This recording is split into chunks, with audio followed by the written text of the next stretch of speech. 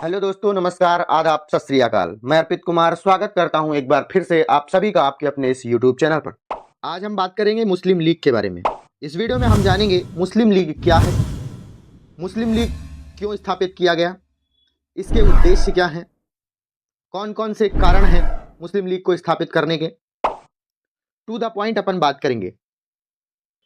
चलिए बात करते हैं मुस्लिम लीग की स्थापना क्यों की गई, किसके द्वारा की गई। मैंने आपको बंगाल विभाजन डिटेल से पढ़ाया है पिछले वीडियो में, लिंक आपको डिस्क्रिप्शन में मिल जाएगा, ध्यान रखिएगा। बंगाल के विभाजन ने सांप्रदायिक विभाजन को जन्म दिया, जैसा कि मैंने आपको बताया है। उसके जस्ट बाद मुस्लिम लीग की स्थापना कर दी गई। 30 दिसंबर सन 1906 को ढाका के नवाब आगा खां, यह कहां के नवाब थे? ढाका, जो कि आजकल बांग्लादेश में है। बांग्लादेश की राजधानी ढाका ही है। ढाका के नवाब आगा खां और नवाब मोहसिन उल हुल्क के नेतृत्व में भारतीय मुसलमानों के अधिकारों की रक्षा के लिए मुस्लिम लीग का गठन किया गया। क्यों? भारतीय मुसलमानों की अधिकारों की रक्षा के लिए। आगे चलकर मैं आपको बताऊंगा और कौन कौन से उद्देश्य थे। चलिए अगले पॉइंट की ओर बढ़ते हैं। प्रश्न आपसे पूछा जा रहा है कि यदि मुस्लिम लीग की स्थापना जब की गई तो ब्रिटिशों का इसमें क्या रिएक्शन था। तो सबसे पहले प्रारंभ में तो ब्रिटिशों के द्वारा इसका काफी सहयोग किया गया, लेकिन जब इन्होंने स्वशासन की मांग की तब ब्रिटिशों का साथ मिलना बंद हो गया। अगला पॉइंट है 1908 में लीग के अमृतसर अधिवेशन में सर सैयद अली इमाम की अध्यक्षता में मुसलमानों के लिए पृथक निर्वाचन मंडल की मांग की गई। किसकी अध्यक्षता में? सर सैयद अली इमाम की अध्यक्षता में। कब की गई? 1908 में, जिसे ब्रिटिश सरकार के द्वारा मान लिया गया। सन 1909 में मार्ले मिंटो सुधार के द्वारा इसे पूरा कर दिया गया।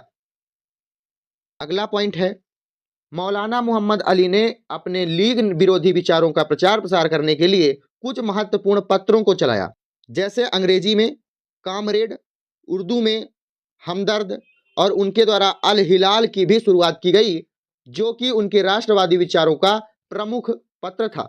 कौन कौन सी? कामरेड, हमदर्द और अल हिलाल किसके द्वारा चलाया गया? मौलाना मोहम्मद अली के द्वारा। चलिए अब बात करते हैं मुस्लिम लीग को प्रोत्साहित करने वाले कारक कौन कौन से हैं। कौन कौन से कारण थे जो कि मुस्लिम लीग को और बढ़ावा दे रहे थे कि आप मुस्लिम लीग की स्थापना करिए। ब्रिटिशों के द्वारा ऐसी ऐसी योजना चलाई जा रही थी कि हिंदू और मुसलमान अलग अलग हो जाएं। बंगाल विभाजन मैंने आपको बताया ही है।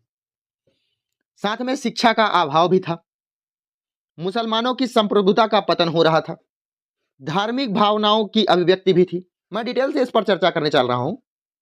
भारत का आर्थिक पिछड़ापन भी इसका प्रमुख कारण था कि मुस्लिम लीग की स्थापना की जाए, अपनी अपनी मांगों को रखा जाए। चलिए पहला कारण मैंने आपको बताया, शिक्षा का अभाव। मेरी बात को ध्यान से सुनिएगा। मुसलमानों ने पश्चिमी शिक्षा को अपनाने की कोशिश ही पहले नहीं की। मुस्लिम पश्चिमी व तकनीकी शिक्षा से अछूते रह गए। शिक्षा का अभाव पहला। चलिए अगला पॉइंट है मुसलमानों की संप्रभुता का पतन। 1857 में जब क्रांति हुई तो ब्रिटिशों को यह सोचने के लिए मजबूर किया गया कि मुस्लिम उनकी औपनिवेशिक नीतियों के लिए खतरा बन सकते हैं। क्या कारण है कि मुस्लिम ही बन सकते हैं? कारण यह है कि मुगल सत्ता को हटाकर ही उन्होंने अपना शासन की नींव रखी है। एक कारण यह भी था कि धार्मिक भावनाओं की अभिव्यक्ति हो रही थी। जो इतने भी इतिहासकार थे और उग्र राष्ट्रवादी थे, वह प्रमुख रूप से हिंदुओं का समर्थन करते थे। जितने भी इतिहासकार थे उनके द्वारा शिवाजी, महाराणा प्रताप, इन सभी के बारे में तो महिमा मंडल करते थे, लेकिन अकबर, शेरशाह सूरी, अलाउद्दीन खिलजी, टीपू सुल्तान, इनके बारे में वह मौन रहते थे। तो उनकी धार्मिक भावनाओं पर भी ठेस पहुंच रहा था। अगला क्या कारण था? भारत का आर्थिक पिछड़ापन। औद्योगिकीकरण के अभाव में बेरोजगारी भीषण रूप से बढ़ रही थी। उन्होंने अपनी मांग रखने के लिए मुस्लिम लीग की स्थापना की। घरेलू उद्योग, ब्रिटिशों के द्वारा जो रवैया अपनाया जा रहा था उसके विपक्ष में यह अपनी मांग रखना चाहते थे। बात करते हैं मुस्लिम लीग के गठन का क्या उद्देश्य था। पहला, भारतीय मुसलमानों में ब्रिटिश सरकार के प्रति निष्ठा को प्रोत्साहित करना। अगला उद्देश्य क्या था? भारतीय मुसलमानों के राजनीतिक व अन्य अधिकारों की रक्षा करना और उनकी जरूरतों व उम्मीदों को सरकार के समक्ष प्रस्तुत करना। मैंने आपको बताया की मांग रखने के लिए उन्हें अलग लीग की स्थापना करनी पड़ी, जैसा कि वह चाहते थे। अगला उनका उद्देश्य था मुसलमानों में अन्य समुदायों के प्रति जो विरोध है उसके भाव को कम करना। यह महत्वपूर्ण उद्देश्य है और अच्छा उद्देश्य भी है कि भाईचारा बनाया जा सके लीग की स्थापना करके। चलिए बात करते हैं अन्य तथ्यों पर। मुस्लिम लीग के और कौन कौन से अन्य तथ्य हैं, यह तथ्य तो मैंने शायद आपको बता ही दिया है। अखिल भारतीय मुस्लिम लीग की स्थापना 1906 में 30 दिसंबर को ढाका में की गई। किसके नेतृत्व में? सलीम उल्लाह खां के नियंत्रण में। दूसरा तथ्य है इस लीग का गठन 1907 में कराची में किया गया, पाकिस्तान में। जब इनका गठन किया गया तो पहला अधिवेशन भी वहीं हुआ हो। अखिल भारतीय मुस्लिम लीग के प्रथम अधिवेशन की अध्यक्षता किसके द्वारा की गई? आगा खां के द्वारा। मुस्लिम लीग ने बंगाल के विभाजन का समर्थन किया है, इसीलिए उन्होंने स्थापना भी की है। अगला तथ्य है मोहम्मद अली जिन्ना 1913 में मुस्लिम लीग में शामिल हुए। यह काफी बार आपके प्रतियोगी परीक्षाओं में पूछा जाता है। चौधरी रहमत अली ने 1935 में पहली बार पाकिस्तान नामक शब्द का आविष्कार किया है। मार्च 1940 ईस्वी में मुस्लिम लीग का लाहौर अधिवेशन हुआ है। पाकिस्तान प्रस्ताव पारित किया गया और भारत सरकार अधिनियम कब बना है? 1935 में संघीय योजना की परिकल्पना पेश की गई मुस्लिम लीग के द्वारा।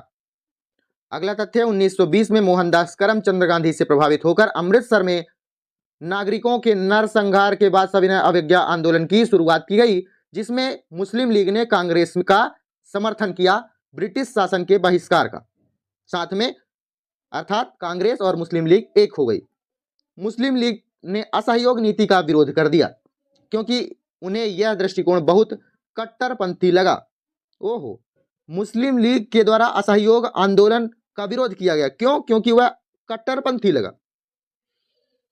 इसी वर्ष मोहम्मद अली जिन्ना ने कांग्रेस से इस्तीफा दे दिया। इतने महत्वपूर्ण तथ्य आपकी प्रतियोगी परीक्षाओं में अधिकतर पूछे जाते हैं। अगर आपको वीडियो अच्छी लगी हो तो वीडियो को लाइक, कमेंट, शेयर, सब्सक्राइब करिएगा। धन्यवाद। मिलते हैं किसी अन्य वीडियो में। अपना ध्यान रखिए, बड़ों का सम्मान कीजिए।